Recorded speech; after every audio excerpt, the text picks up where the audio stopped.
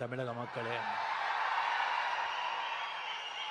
இங்கே நான் சுவாமியின் கூப்பிட்ட இளையராஜா அவர்களை இவரை பற்றி பேசணும்னு சொன்னால் நிறைய பேசலாம். ஆனால் ஒரு நேரம் கருதி சிஎம் அவர்களுடைய நேரம் அது ரொம்ப நான் எடுத்துக்கக்கூடாது. அதுக்காக சில விஷயங்கள் மட்டும் இளையராஜா, அந்த மாதிரி ஒரு இளையராஜா ஒரு இசையமைப்பாளராக உலகத்தில் வாழும் அனைத்து தமிழக மக்களின் ரத்தம் நாரி நரம்பில் அவருடைய இசை, அவருடைய பேர் ஊறி போயிருக்கு. இப்போ ஜஸ்ட் ஒரு நோட் அடித்தாலும் எப்படி நீங்கள் பிடிச்சி இது பண்ணுறீங்க பாருங்கள். ஒரு 70s 80s 90s அவர் போட்ட பெட்டுகள், ஒரு பாட்டுகள் இப்போ கூட ஒரு ஃபிலிமில் ஒரு 2-3 பாட்டு போட்டு அந்த படம் சூப்பர் ஹிட் ஆகிடும். இப்போ கூலியில் கூட 2 பாட்டு நம்ம அதை நம்ம பயன்படுத்திக்கிட்டோம். ஸோ அந்த மாதிரி அந்த அவர் இசையமைப்பாளர் இளையராஜா அவர்கள் பற்றி எல்லாருக்கும் தெரியும்.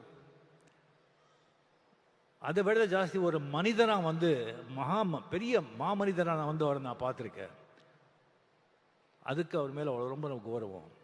ஒரு 1600 படங்கள், 800 பாட்டுகள், 1500 பாடல் பாடியிருக்காரு, 508 பாடு எழுதியிருக்காரு.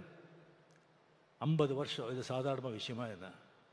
சரி, அவரை நான் பல விதங்களில் 50 வருஷத்தில் பல நேரங்களை சந்திச்சிருக்கேன். ஃபஸ்ட்டு நான் பார்த்த 74ல் ஜிகே வெங்கடேஷ் கிட்ட ரெசிடெண்ட்டாக இருக்கும்போது, ஃபிலிம் இன்ஸ்டியூட்டில் படிக்கும்போது